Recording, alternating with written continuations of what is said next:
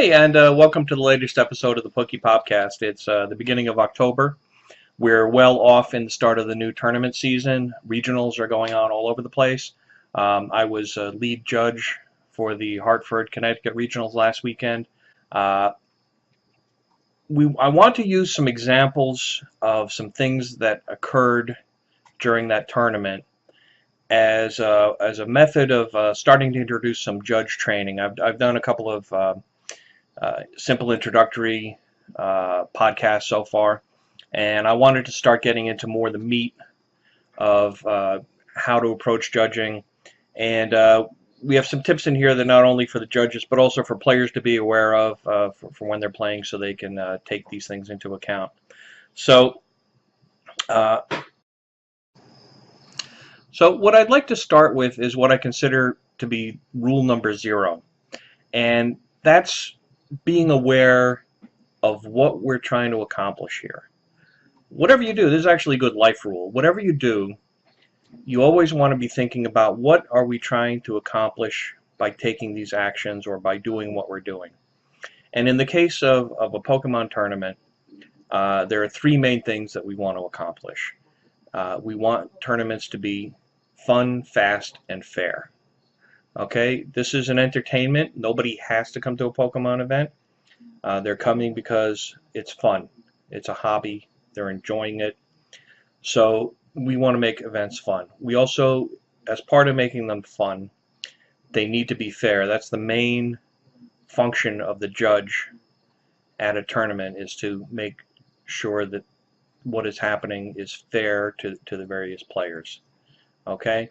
So maintaining that things happen that are supposed to happen, that if errors happen and they have to be resolved, that they're resolved in a fair way.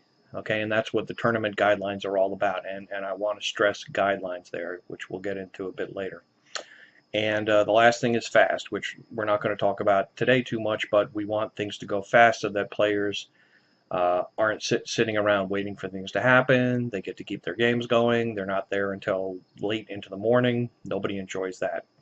So today we're going to talk more about the fair aspect.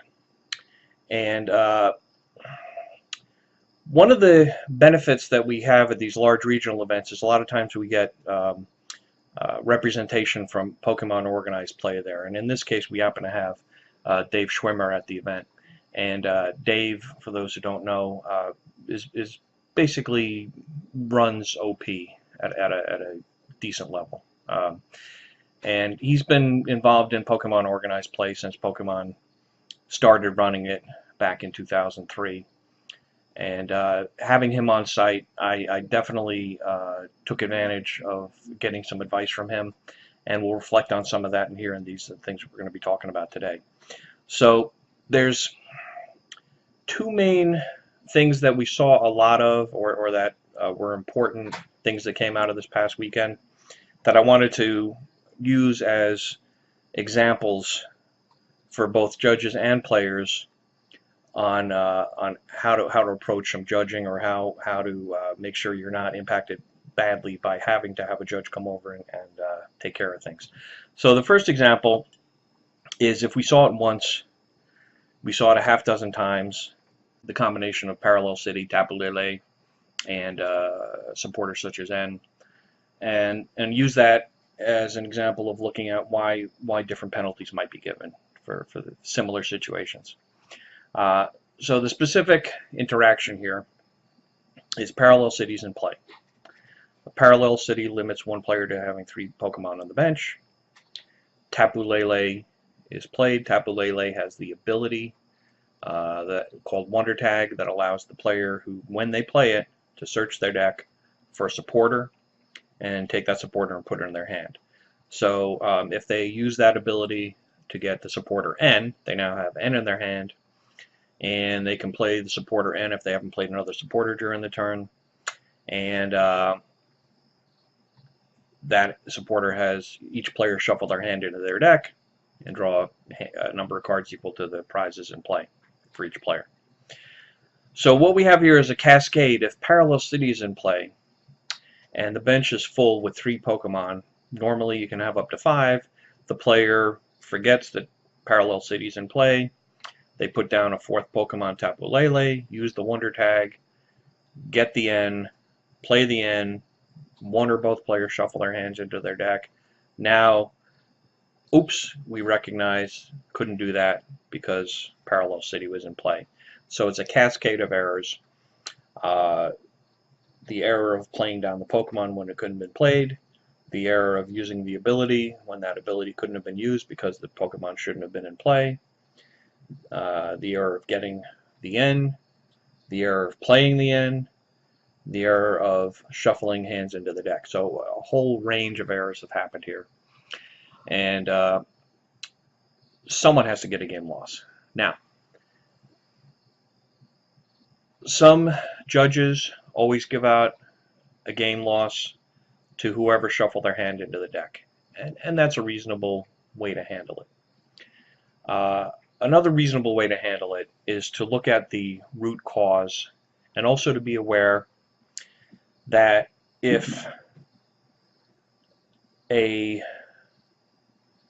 double game loss is always given, the player in a match like regionals where there's match play, not single game play, in a case where whoever won game 1 can, if they find they're losing game 2, they can lead into a situation where they can cause a double game loss and potentially win the match because now they've won game 1, they were losing game 2, but because they led into a double game loss, now just game 1's counting. That's theoretically possible. There's also issues of what's been called N baiting, where a player will play an N and hope that the opponent shuffles their hand into their deck, and they themselves don't. So then the question is, oh, you know, and they catch themselves before they play it. So now the other player has shuffled their hand into the deck, and oops, I didn't shuffle my hand in, so he gets the game loss, I don't. So it's important for judges to be aware that these kind of things could be going on, and to aid them in their decision about whether they're giving a single game loss or a double game loss in these situations. And I'm not going to give a hard and fast rule on this. More what I want people, judges specifically, to think about is what's going on, what might be going on, what's the root cause. Is if someone played the N and the opponent shuffled the hand into their deck, but the person who played the N caught themselves before playing the N, is it appropriate to just give a game loss to the person who fell for it, but not the person who actually committed the error? What was the initial error causing this whole chain of events to happen? Right? And if you go back and follow the root cause of the error, it might not be the person who made the last mistake, which might be the shuffling of the hand into the deck. It might be the person who attempted the play of the card, played the card, just didn't complete the play of the card, allowing the opponent to play the card. So you do, as a judge, you want to take that kind of thing into effect in deciding, am I just giving a game loss to the one person who shuffled their hand into the deck, or maybe I'm giving a double game loss to the person who initiated the error. And you want to kind of take that into account. Now, you can also give, in the case of this Tapu Lele and the Parallel City, players are responsible for maintaining the game state. So if somebody has a Parallel City out and they see their opponent make error after error after error after error, and then catching it at the moment that it becomes an irreversible game-breaking error, that's potentially an issue as well, right? So somebody has a Parallel City out, they see the opponent play the Tapu Lele, let the error go by. They see the opponent use the ability, let the error go by. They see the opponent play the N, let the error go by. They see the opponent shuffle the hand into the deck. Oh, now we're going to catch it. So maybe this is a double game loss here as well, right? Because the person who they played it themselves, you could say, oh, they played the end, they shouldn't have played the end. But how much responsibility is the other player basically fishing for the broken game state to allow the other player to make a game-breaking error? So maybe a double game loss is appropriate in that situation as well. It's something to consider. Again, I don't want to give a hard and fast rule on that, but again, what we want to make sure is happening is that players know that they're responsible for maintaining the game state, not just themselves, but the opponent. When stakes are high, they can allow the opponent to make errors and wait until it's a broken game state, and then collect their winnings for allowing that to go all the way. And there is a responsibility for both players to be maintaining the game state, so that can be taken into account. Okay, now the other error that came up during this weekend, among others, but the other one that I want to discuss here today is a dropped card. Coming along, you're a judge, you're walking down the row of players, and you see a card on the floor, and it's determined that that's a card from the deck of the player in play. Now, I discovered this weekend that some judges have been treating that as an illegal deck issue. And I can kind of understand why they may have felt the need to put it in there, because if you look through the penalty guidelines, you look for where a dropped card would fit. It doesn't really fit perfectly anywhere. So I could see how people say, oh, it's a deck issue, therefore we have to treat it as an illegal deck and give a game loss. But as I've said, one of the things I was able to take advantage of, having representation from organized play there, Dave Schwimmer.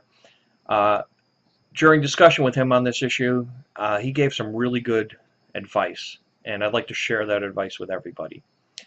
And his advice basically was, if you were to witness the error occurring, would the way that you're planning on treating it make sense?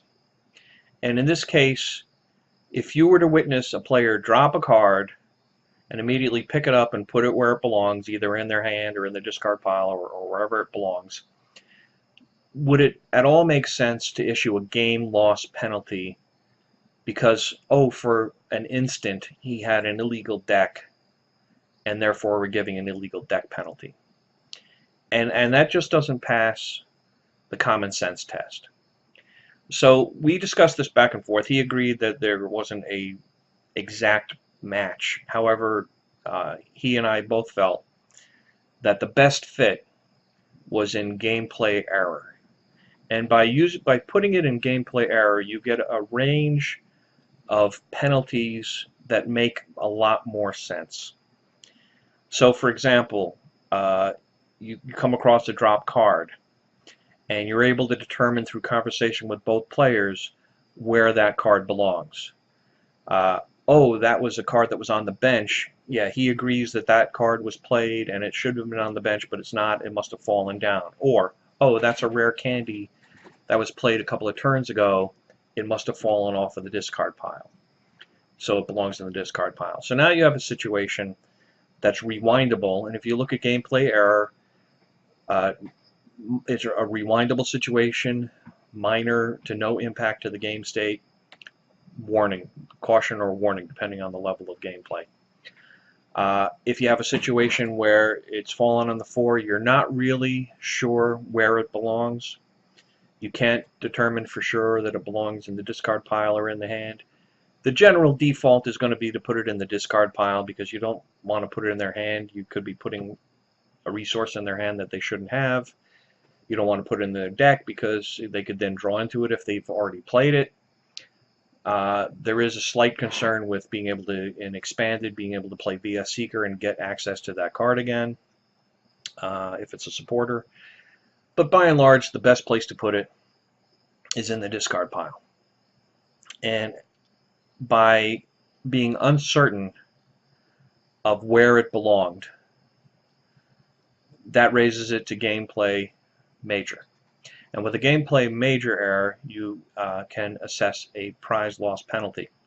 So that compensates for the concern about, are we certain of where it belongs? No, but we're compensating for that by giving a a prize loss penalty. Now, there's also been some discussion. Apparently, some judges are treating it like gameplay, but then in terms of where to put the card, they feel, oh well, you can access it in the discard pile with VS Seeker or some other cards that can gain access to things in the discard pile. So we're going to put it in the lost zone. No. There's very specific ways that a card get into the lost zone. Cards are not normally in the lost zone. There hasn't been a game mechanic to put something into the lost zone for a number of years. So while that is or removing it from play altogether, which is basically what you're doing by putting it in the lost zone. You're removing the card from play. That rises to the level of making up rules. That's similar to, oh, I'm not going to allow you to attack. You don't have a GX marker, so I'm not going to allow you to use a GX attack this turn. You're taking away an ability from the player to play his game. And potentially you're taking away this card from the game. That's making up rules.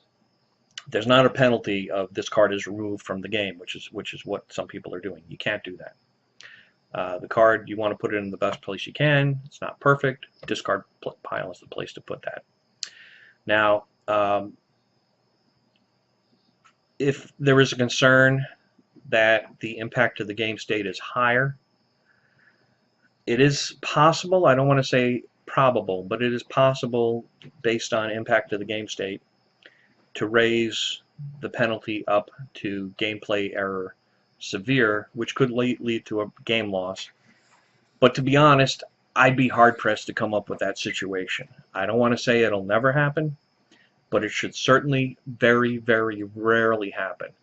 I know some judges might be concerned, oh, maybe that card was dropped so that the player could retrieve it later on by, I dropped my hand, and therefore I'm now going to retrieve that card from the discard pile and put it into my hand. And that, I agree, is a possibility. But we don't judge based on possibilities, unless we have reason to believe that that is what's occurring. And it is possible through repeated penalties of seeing penalties multiple times where players have dropped cards. Maybe there's something going on there. If you can raise up penalties if they're repeated, right? So maybe with repeated penalties, it would be correct to raise things up to a game loss. But it certainly should not be the first course of action. The first course of action should be determining, are we able to rewind the game state? Are we not able to rewind the game state? Warning or prize loss. And that goes to, what are we trying to accomplish here? We're trying to accomplish a fair and fun tournament. And if players become afraid of calling the judge, you don't want to be you want to think about how the relationship between the players and the judges is. And if you are constantly making players afraid of the judge with draconian penalties, then the players are going to avoid bringing the judge into situations, and you're not going to catch things that you need to catch. If you over penalize, you will hurt your events. So it's important to get that right. And it takes experience, but if you act from my rule number 0, what are we trying to accomplish here? Then that will take you a long way to getting to the right place. Okay? So there's lots of events out there. Have fun and be fair. And we'll talk in the future about how to be fast. All right? Take care.